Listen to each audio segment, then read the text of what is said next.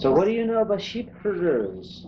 Sheep herders. Oh, Mama's Nothing brother. much. Mama's brother was a sheep herder. Brothers. Yeah, but there was no They never sheep come around you? here. No. They were up to Bakersfield. Okay. See that far up. But I know about a sheep herder.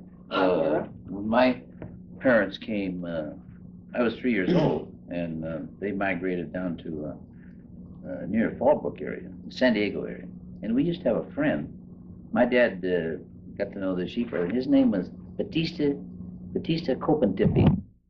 Copentipi. Copentipi. I found the carving 1901 by Copentipi. And he owned sheep. He owned, I don't know how many, but he owned a lot of sheep. And he used to graze them in the hills in the San Diego area, Fallbrook, down that area. And you're talking about wine. He used to carry his wine in his truck. And he had a special tank in the, sort of hidden, he thought it was hidden, which everybody probably knew, but he kept it full of wine, see? And about once a month, he'd get a little bit tired of his own cooking, and he was a single man, he wasn't, never married. And so you see the old Model A truck coming down the road, so we lived way back in the hills, and of course, my mother knew he was coming, and she would always, he loved macaroni salad with shrimp in it. See, that was his favorite. He'd eat oh, he loved that. And he'd always bring a leg of lamb. So we'd have a feast, you know. And he and my dad would drink a gallon of wine, that's what. But I remember those in those early days. So that was kind of interesting. And then when it came time to lambing time and so forth, and castration time, my uncle and my dad would assist him, and anybody else in the area would in sheep camp and help him take care of these things. So that was memories that I've had. And my dad knew him for years and years, and then we finally moved to Yorba Linda after a few years, and I lost contact. But that was always a interesting name that I've never forgotten. We had a priest that came here from France to take care of the missionary priest that came here from France some years ago, and his name was Copentipi. But Mama's brothers were sheep herders in the Madeira area, one of them, Jean-Pierre. And Muno. And he went back to the Basque Country and married there. There has to be there's a dowry story that's connected with the Basque people too that maybe you know more about than we do. Do you know the dowry? These families have to have so much money before they can marry into other families. Is that right? Well, I interviewed the other day a fellow who told me that his dowry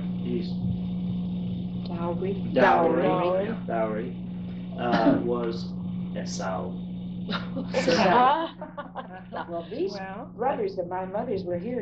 In fact, one of them's your godfather, isn't he? Yeah. Jean-Pierre was your father. And he went back to France, married a woman who had a mill. And I guess they were from a poor family, a Mama's family. And so they had to have, that was our understanding, that he had to bring some money to get the daughter from the mill. Yeah, they have to have as much. What did our cousins There's a Basque song that says, Ama shalom nauzu begancha bat besala. Yeah. Like you sold me as if I were a heifer. Yeah. Oh, yeah. No best song. Did our cousins in Wyoming sheep herd? Yes, they were that Wyoming. We had Echeverries in Wyoming.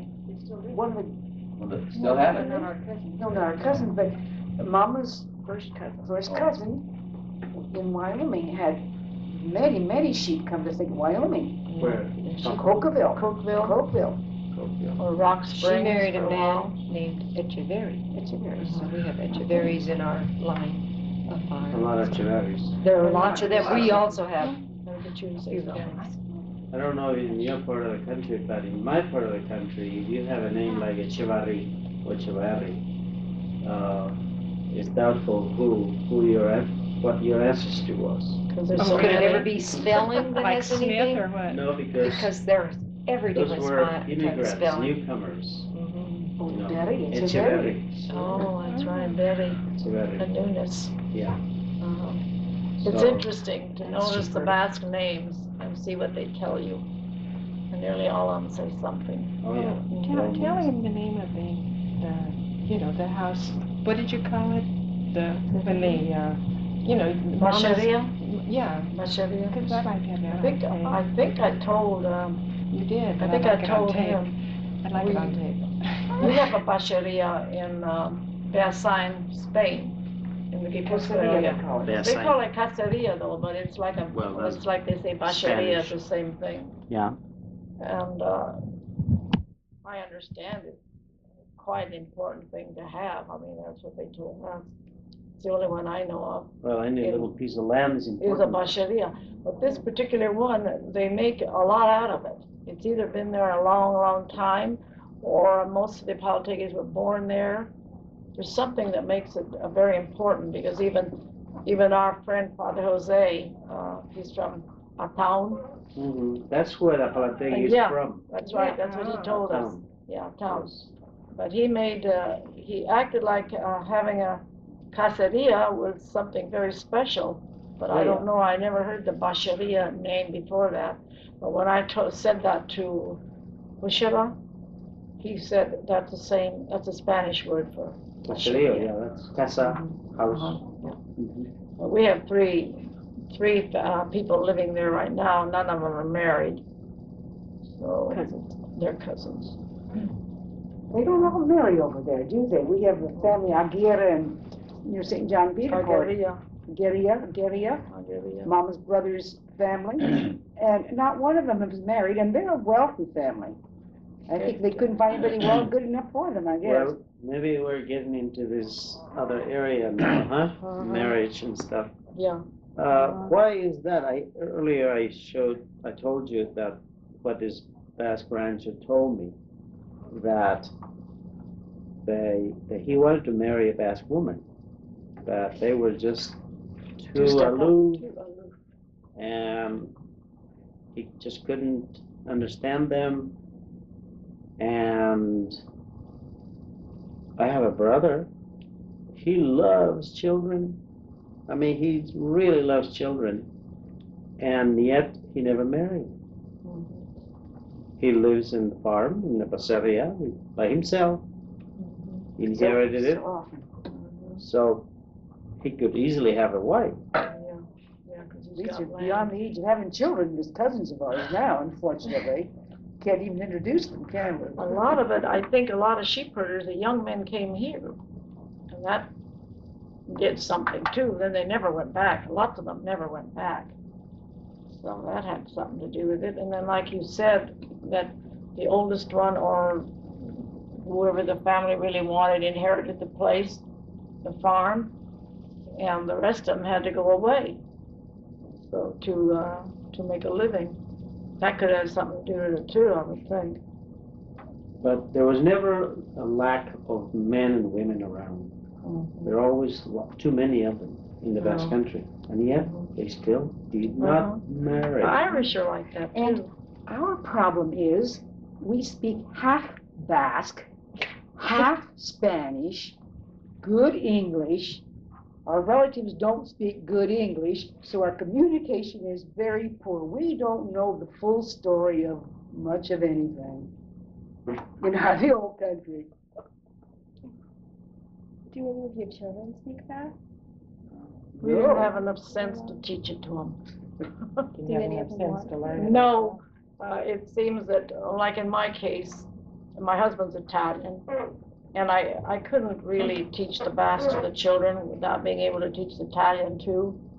And the men are not around enough to teach the kids too much. They're usually out working or something.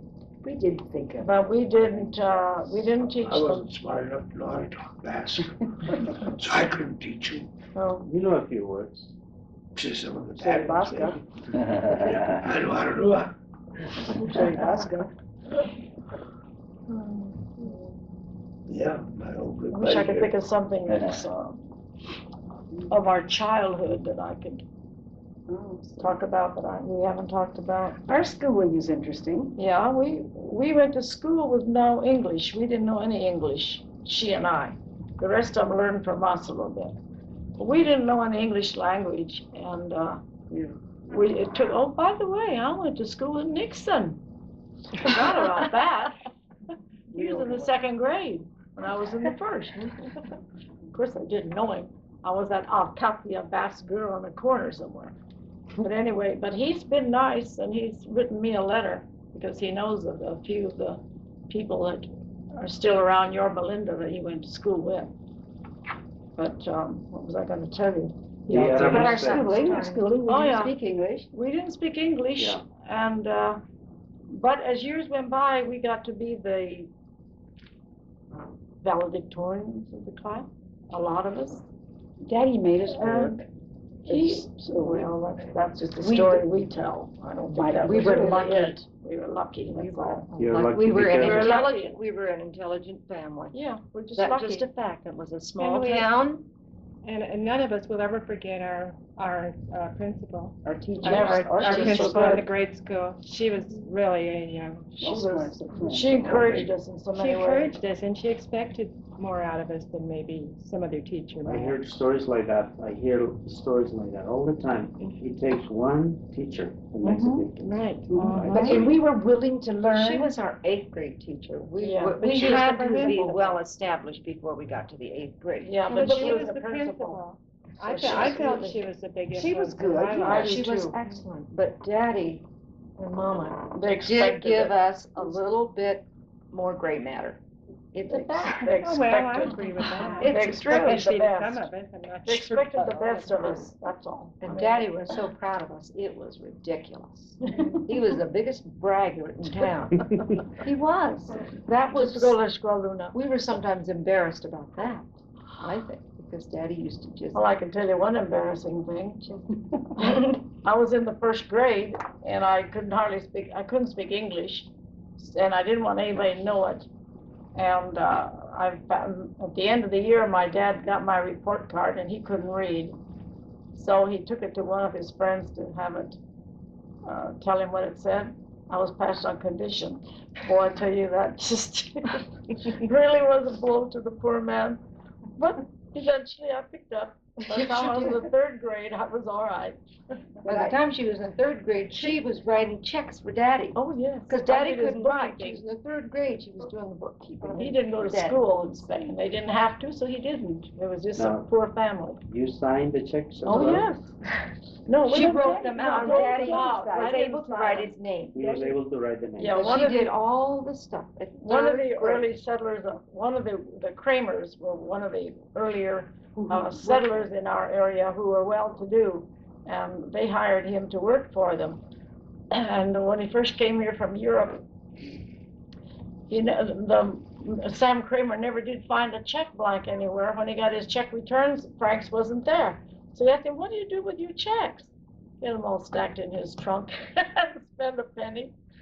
That isn't what I was going to tell you. I was going to tell you something else. Already sidetracked. Well, when we were baling hay, and he Oh, tried yeah. to show us that he could add in his head better than we could in paper. That was one No, thing. I was there with all the men when I was in the 3rd grade. I don't know if any of you have baled hay or know about it, but they stick a little stick with the weight of the bale in the wires to stay there, and then when they sell it, that has lots to do with it selling. And so I had to write down every one of those. Yeah, it's a little redwood. It's yeah. chipped off of redwood, Mhm. little chip, and you write it down, and then you take those and you add them up, and then you know your tonnage, because we didn't have these commercial scales everywhere. Not We in to those weigh days. empty and weigh full. Yeah. So yeah, I remember Mhm. baling hay. Yeah, but tell him about how Was that- strong Daddy was. Yes. That's why he has a bad back. I don't know anything about this, I but think I Angie heard. knows that better than I do, Well, though. I remember, Maybe Frank will remember. Maybe Frank Frank will will too. too. I Frank, you? remember one time. but you see, that's why I say I see somebody lifting these rocks. I know they're gonna have a bad back, a bad something by doing all this. Daddy was, we were living in hayfields. I mean, no, he was in hayfields. I forget where we were living. But the car got stuck in the mud. What does Daddy do but lift it? Anybody ought to know that. So of course he had a bad back.